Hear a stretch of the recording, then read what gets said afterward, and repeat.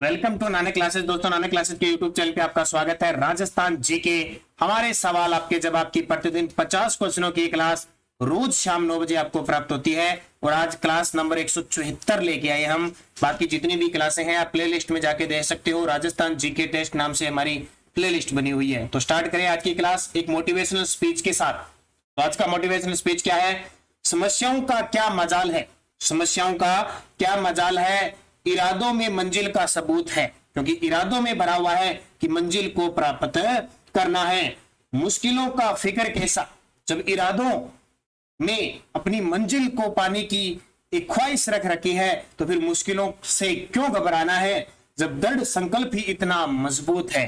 तो इरादे मजबूत रखिए, अपना पढ़ाई करने का पढ़ने का तरीका मजबूत रखिए। किसी से घबराना नहीं, किसी पेपर के लीक होने से घबराना नहीं, किसी से नहीं घबराना, निरंतर अध्ययन करना है और अपनी मंजिल को प्राप्त करना है। इसी के साथ इस मोटिवेशनल स्पीच के साथ स्टार्ट करते हैं आज की बेहतरीन क्लास को। सारे विद्यार्थी ज्यादा से ज्यादा इस वीडियो को शेयर करें, लाइक करें और सुबह करंट की क्लास जरूर देखते रहें। तो पहले क्वेश्चन की तरफ बढ़ रहे हैं।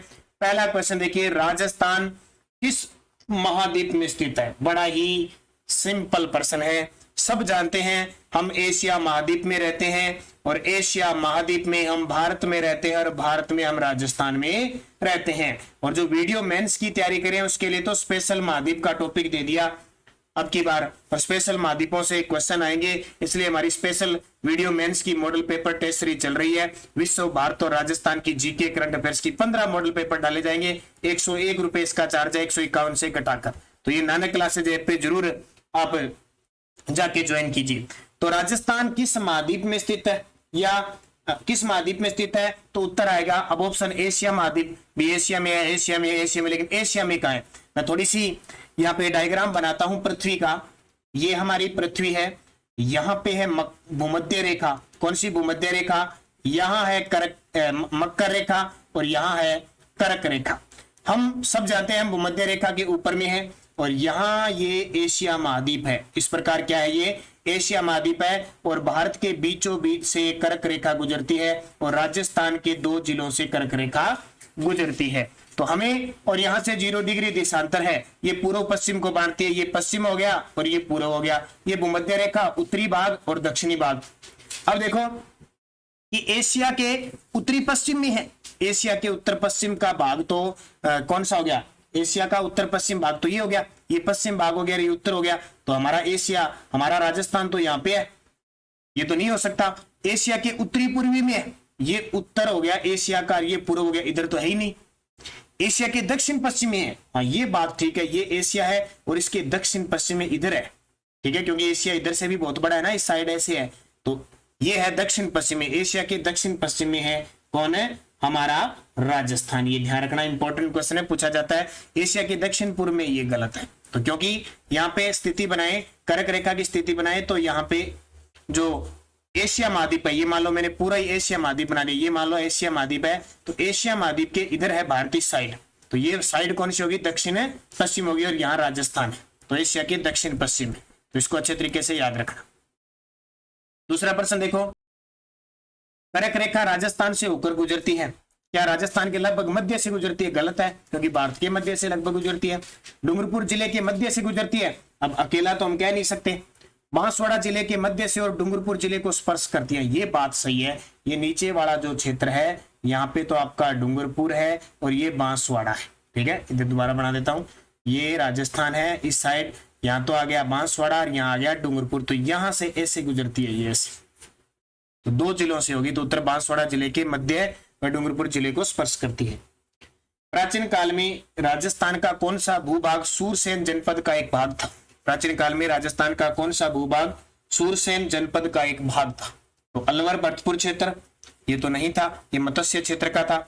भरतपुर धौलपुर करौली क्षेत्र, हाँ ये सही होगा। करौली स्वाईमधुपुर, 2 नंबर इसका आंसर सही हो जाएगा। करौली स्वाईमधुपुर झालावाड़ बारानी है, भरतपुर धौलपुर करौली क्षेत्र। निम्न में से कौन सा युग्म सही सुमेलित नहीं है? बहुत सारे विद्यार्थी कह रहे हैं कि सर ज्योग्राफी के क्वेश्चन ज्यादा कराओ, तो मैंने खूब सारे ज्योग्राफी के क्वेश्चन भी लेके आ गया। निम्न में से कौन सा युग्म सही सुमेलित नहीं है? रणकपुर 1000 खंभों का शहर है, बिल्कुल सही है, मथाई नदी के किनारे पाली में है। उदयपुर को पूर्व का वेनिस कहते हैं, ये भी सही है। डी को जल महलों की नगरी कहते हैं, ये भी सही है, लेकिन ये गलत है। जोधपुर को स्वर्ण नगरी नहीं कहते हैं, जोधपुर को सूर्य नगरी कहते हैं। तीन चीजें आपको याद रखनी है, सूर्य नगरी या सन सिटी जोधपुर को कहते हैं, स्वर्ण नगरी जैसलमेर को कहते हैं, जबकि सुवर्णगिरी जो दुर्ग है वो जालोर को कहते हैं। सवाई माधोपुर जिले की सीमा राजस्थान के किस जिले से नहीं लगती है? सवाई माधोपुर जिले की सीमा राजस्थान के किस जिले से नहीं लगती है? अब देखो धौलपुर, दौसा, कोटा, टोंक। अब ये नक्शा आपको मानचित्र दिखाता हूं, उसे आपको पता लग जाएगा। देखिए इस मानचित्र में हमने बात किसकी की थी? धौलपुर की थी, और ये धौलपुर क्या सवाई माधोपुर की थी।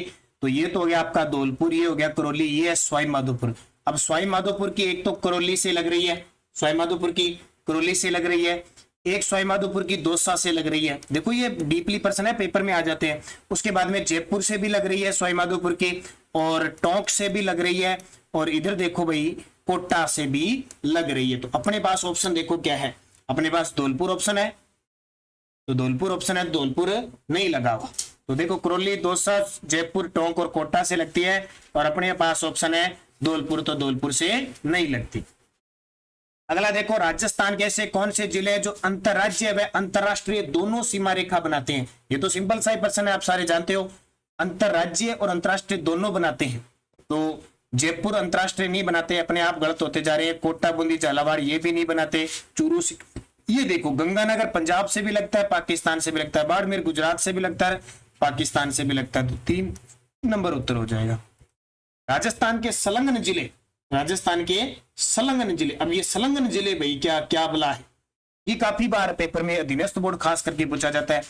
अब ये क्वेश्चन देखो, संलग्न जिले का मतलब है सिरोही, पाली, नागौर, इसका उत्तर होगा। क्यों होगा मैं आपको थोड़ा सा बताता हूँ। सिरोही, पाली, नागौर, सिरोही, पाली, नागौर इसलिए होगा कि ये नागौर आ गया, ये पाली आ गया, और ये सिरोही आ गया, आपस में जुड़े हुए हैं, तीनों ही जुड़े हैं ना। नागौर, नागौर से पाली, पाली से सिरोही। अब ऑप्शन देख लेते हैं अपने इसमें, और झालावाड़, बूंदी, टोंक देख लो, झालावाड़, बूंदी, टोंक। ये तो झालावाड़ रह गया, ये बूंदी रह गया, टोंक रह गया। ये दो तो संलग्न है, लेकिन ये दूर रह गया। और ऑप्शन देखते हो तीसरा, सिरोही, बाड़मेर, जैसलमेर, ये देखो तीनों मिलते हैं क्या?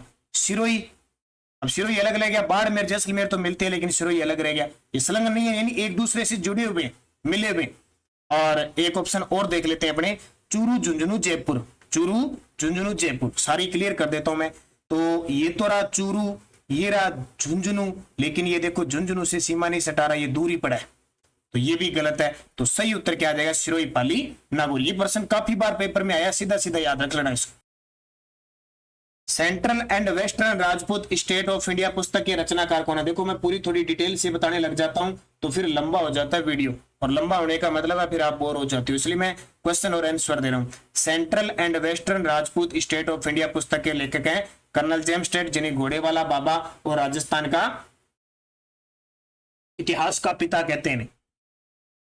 बीकानेर रियासत को राजस्थान में कब शामिल किया गया था? तो बीकानेर रियासत को एक सूत्र याद रखना, JJJB, जयपुर, जोधपुर और जैसलमेर, बीकानेर को राजस्थान का चौथा चरण था। वृहत राजस्थान 30 मार्च 1949 को शामिल किया था।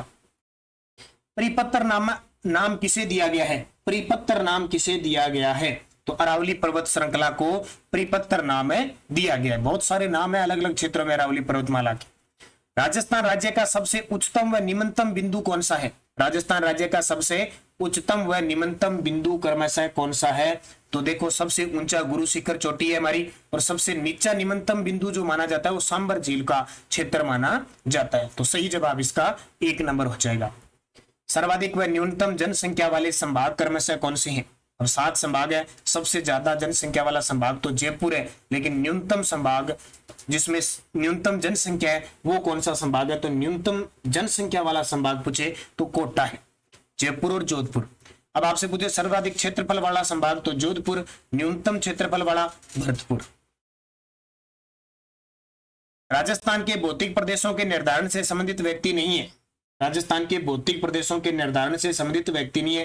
देखो VC मिश्रा ने भी निर्धारण किया, AK सेन ने भी किया, डॉक्टर प्रोफेसर राम लोचन सिंह ने भी किया था, जबकि TH हैंडले ने भौतिक प्रदेशों का निर्धारण नहीं किया। मरुस्थल का मार्च किस दिशा का अनुसरण कर रहा है? मरुस्थल का मार्च कहते हैं ना, मरुस्थल का मार्च किस दिशा का अनुसरण करता है? यानी मरुस्थल का मार्जन करता है। जो बालू रेत है उसका एक स्थान से दूसरे स्थान पर जाना उसको मरुस्थल का मार्च कहते हैं। अब बात आती है किस दिशा का अनुसरण करता है, तो दक्षिण पश्चिम से उत्तर पूर्व की ओर, ध्यान रखना, दक्षिण पश्चिम से उत्तर पूर्व की ओर निर्धारण करता है, ये ध्यान रखना। मेहरानगढ़ दुर्ग किस पहाड़ी पे, ये प्रश्न बड़ा फेमस है। मेहरानगढ़ दुर्ग और ये जैसलमेर का दुर्ग और एक चित्तौड़गढ़ का दुर्ग, इनकी पहाड़ियां पूछी जाती है। तो मेहरानगढ़ का जो दुर्ग है वो चिड़िया टूक पहाड़ी पे है। कौन सी, चिड़िया टूक पहाड़ी पर स्थित है। गतिशील रेत के टीले जो राजस्थान की स्थानीय भाषा में कहते हैं, जो रेत के टीले है, मान लो यहाँ टीला बन गया, फिर हवाएं चली तो इसकी मिट्टी उठकर यहाँ आ गई, ये बड़ी बन गई, इसकी ऊपर वाली मिट्टी उठ के यहाँ बन गई, इसको क्या कहा जाता है, दरियन कहा जाता है। यानी बालू रेत का स्थानांतरण क्या कहलाता है, दरियन कहलाता है।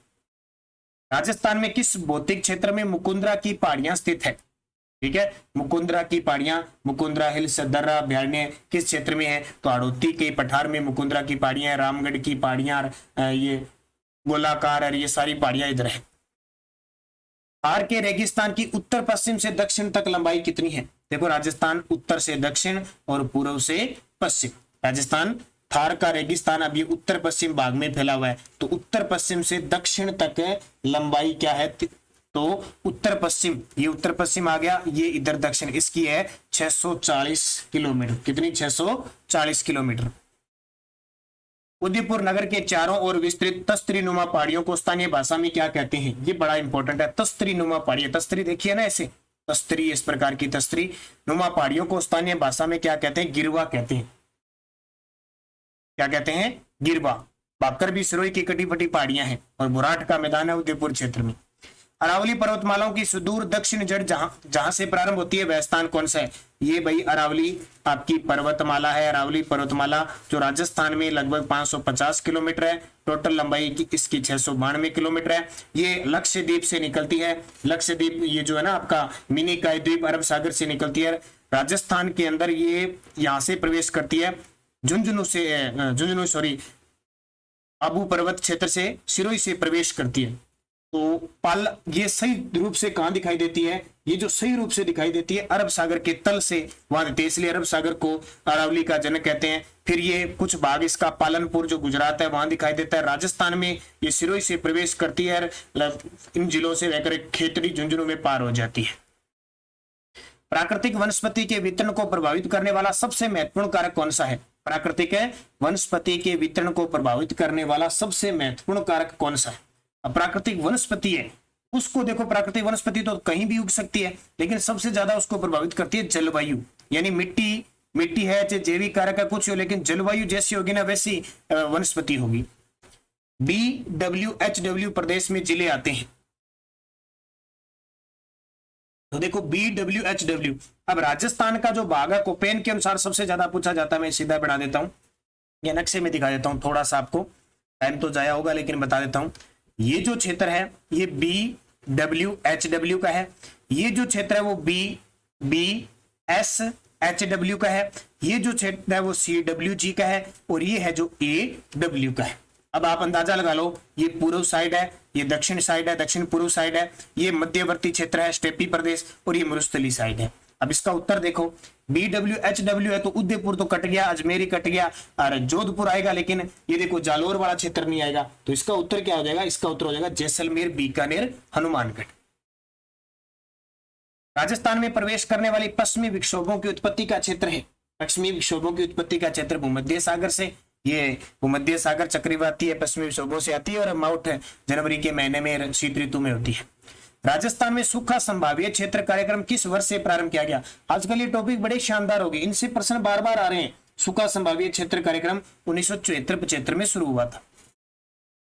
100 मिलीबार की समदाब रेखा जुलाई माह में कहां से गुजरती है, अभी मई चल रहा है, और सॉरी जून चल रहा है, जून के बाद जुलाई आएगी, तो 100 मिलीबार की समदाब रेखा कहां से गुजरेगी, इसको याद रखना, ये सिरोही, उदयपुर, प्रतापगढ़ और झालावाड़ से गुजरेगी। इस प्रकार राजस्थान का जब नक्शा देखते हैं तो ऐसी मिलीबार रेखाएं गुजरती है ना ऐसी। चंबल नदी किन नदियों के साथ त्रिवेणी संगम बनाती है, चंबल नदी राजस्थान की कामधेनु सदावाहिनी नदी, ये चंबल नदी सब यहाँ से गुजरकर 6 जिलों में बहती है। सवाई माधोपुर जिले में इधर से बनास आती है, और इधर से मेज नदी सीप नदी आती है, ठीक है। सीप, बनास और दे रखा है कहीं, बनास, सीप और चंबल तीनों रामेश्वर धाम पर बना। कोठारी नदी का प्रवाह क्षेत्र बताइए। कोठारी नदी किसकी? बनास की सहायक नदी है कोठारी नदी, और कोठारी नदी में भीलवाड़ा में मेजा बांध बना हुआ है, आपको पता है। बागोर सभ्यता भी स्थित है, बागोर भीलवाड़ा। तो कोठारी नदी का प्रवाह क्षेत्र कौन सा है? तो कोठारी नदी राजसमंद और भीलवाड़ा में बहती है। मुझे कमेंट करके बताना कोठारी नदी का उद्गम किस पहाड़ी से होता है, और वो राजसमंद की पहाड़ी है, इतना और बता देता हूं। वह झील जिसमें बांडी नदी का जल एकत्रित होता है, तो किस झील के अंदर बांडी नदी का पानी आता है? फाय सागर झील के अंदर। डिडवाना झील का नमक न खाने योग्य होने का कारण क्या है? डिडवाना झील का भी जो नमक है वो खाने योग्य नहीं है, कारण क्या है? इसमें सल्फेट अधिक है, सल्फेट। डिडवाना झील है यहाँ पे नागौर में। पुष्कर झील को स्वच्छ करने में योगदान कौन दे रहा है? पुष्कर झील को स्वच्छ करने में योगदान कौन दे रहा है? कनाडा के सहयोग से। और कब? 1997 98 में। 52 घाट है पुष्कर झील में, ध्यान रखना, अजमेर में। मरुस्थल में बुझ झील का निर्माण किस नदी पर किया गया है? हम सारे जानते हैं मरुस्थल में बुझ झील है, और बुझ झील जैसलमेर में है। किस नदी का पानी आता है? इसमें कांकने नदी का पानी आता है, जिसको हम मसूरदी नदी भी कहते हैं, और इसको राजस्थान की सबसे छोटी आंतरिक प्रवाह की नदी मानी जाती है, जो मीठा की खाड़ी में गिरती है। जो नदी राजस्थान में दक्षिण से प्रवेश करके पश्चिम में प्रवाहित होकर पुनः दक्षिण की ओर मुड़ जाती है, वह कौन सी है? अब देखो, दक्षिण से प्रवेश करती है, दक्षिण से प्रवेश करती है, और अब दक्षिण से प्रवेश करेगी तो यहां से करेगी, और ये क्या कह रहा है? दक्षिण पश्चिम की ओर जाती है, गई, और पुनः दक्षिण की ओर जाती है, तो किस प्रकार की बन गई? ये तो उल्टा यू आकार बन गया। उल्टा यू आकार बन गया तो हम माही नदी को कह सकते हैं। माही नदी जो कर्क रेखा को 2 बार पार करती है। खारी नदी का उद्गम स्थल कौन सा है? अब ये खारी खारी है, ठीक है। खारी आंतरिक प्रवाह की नदी भी है, खारी बनास की सहायक, बंगाल की खाड़ी यानी बनास की सहायक नदी भी है, और खारी लूनी की सहायक नदी है। तो खारी के बारे में प्रश्न आएगा तो काफी जबरदस्त तरीके से सोच विचार के देना पड़ेगा। खारी बंगाल की खाड़ी का अपवाह तंत्र भी है, खारी अरब सागर के अपवाह तंत्र की भी, आंतरिक भी है, तीनों की है। देखो, खारी नदी का उद्गम कहां से होता है? तो उद्गम होता है बिजराल की पहाड़ी राजसमंद से। ये वो खारी नदी है जो बनास को खारी करती है, बनास में मिलने वाली नदी है, ये बिजराल की पहाड़ी से निकलती है। बांसदरा पहाड़ी कौन से अभ्यारण्य पर स्थित है? ये प्रश्न कई बार आया है। बांसदरा पहाड़ी पर कौन सा अभ्यारण्य स्थित है? तो बांसदरा पहाड़ी पर सज्जनगढ़ अभ्यारण्य स्थित है। कौन सा? सज्जनगढ़ अभ्यारण्य, जो उदयपुर में है। राजस्थान का सबसे पुराना जंतुआलय कौन सा है? सबसे पुराना जो जंतुआलय है वो जयपुर का जंतुआलय है। हालांकि आजकल बहुत कम इस प्रकार के प्रश्न पूछे जाते हैं। निम्न प्रकार की वनस्पतियों में से कौन सी राजस्थान में प्राप्य नहीं है? यानी इनमें 4 प्रकार की वनस्पतियां दे रखी है, उनमें कौन सी है जो राजस्थान में प्राप्त नहीं होती है? तो देखो, उष्ण कटिबंधीय शुष्क तो बहुत है, कंटीली झाड़ियां भी बहुत है, और कटिबंधीय मरुस्थली भी है, जबकि उष्ण कटिबंधीय पतझड़ी, तर पतझड़ी नहीं है अपने पास, तर हुई नहीं हुई, आर्द्रता वाली नहीं है। निम्न में से कौन से जिलों का युगम राजस्थान में कत्था? कत्थे को ध्यान रखना, क्या कहते हैं? अकेशिया कटेचू, अकेशिया कटेचू कहते हैं। ये मुख्य कहां पे होता है? तो कत्था, थोड़ी जाति तैयार करती है, कत्था तैयार करती है, तो ये उदयपुर और चित्तौड़गढ़ क्षेत्र में। निम्न में से बेमेल को छांटिए, जल्दी से छांट के बता दो। बेमेल छांटना है, क्या छांटोगे? बेमेल। देखो, अमृता देवी मरगवन चित्तौड़गढ़ में है क्या? पुष्कर मरगवन पुष्कर में है क्या? सज्जनगढ़ उदयपुर में है क्या? और दुर्ग मरगवन चित्तौड़गढ़ में है क्या? तो देखो, अमृता देवी मरगवन चित्तौड़गढ़ में नहीं है, जोधपुर के अंदर है। सीधी सी बात है, अमृता देवी का संबंध था। पुष्कर में है, सज्जनगढ़ उदयपुर में, दुर्ग ये चित्तौड़ है, चित्तौड़ दुर्ग मरगवन है, चित्तौड़ में सही है, तो पहला गलत हो जाएगा। बस्सी चित्तौड़गढ़ की काष्ठ कला के जन्मदाता कौन माने जाते हैं? बस्सी चित्तौड़गढ़ की काष्ठ कला के जन्मदाता कौन माने जाते हैं? तो प्रभात जी सुथार माने जाते हैं। राज्य में 2001 से 2011 में राज्य की जनसंख्या में कितने प्रतिशत की वृद्धि हुई है? यानी 2001 से 2011 की तुलना में कितने प्रतिशत की वृद्धि हुई है? तो 21.3% की। सबसे ज्यादा बाड़मेर में वृद्धि हुई है, सबसे कम श्री गंगानगर। मरु विकास कार्यक्रम के अंतर्गत कौन सा कार्यक्रम नहीं आता? मरु विकास कार्यक्रम के अंतर्गत कौन सा कार्यक्रम नहीं आता? शेल्टर बेटर में वृक्षारोपण आता है, रेत के टीलों का स्थिरीकरण ये भी आता है, वन चारागांव का विकास ये भी आता है, ग्रामीण विद्युतीकरण इसमें नहीं आता। मुख्यमंत्री द्वारा राजस्थान जन आधार योजना 2019 का शुभारंभ कब किया गया? ये तो आपको पता ही, आप बता सकते हो, शानदार प्रश्न है। तो ये किया गया 18 दिसंबर 2019 को, राजस्थान जन आधार योजना। जागीर पर सामंत का अधिकार था, जागीर पर सामंत का अधिकार था, जन्मदान, दान में प्राप्त, किराएदार या वेतन के रूप में। जो जागीर होती थी, किसी भी राजा के द्वारा एक जागीर होती थी, ठिकानेदार होता था, उसमें जो राजा का सामंत होता था उसका अधिकार कैसे होता था? जन्मजात होता था। ध्यान रखना, कैसे? जन्मजात। 1585-86 ईस्वी में केवल जिस राजपूत शासक को 5000 का मनसब प्राप्त हुआ वह कौन था? कब की बात है? 1585-86 में। तो उसमें राजा मान सिंह थे, जिसको अकबर ने 5000 का मनसब दिया, फरजंद की उपाधि दी, राजा की उपाधि दी।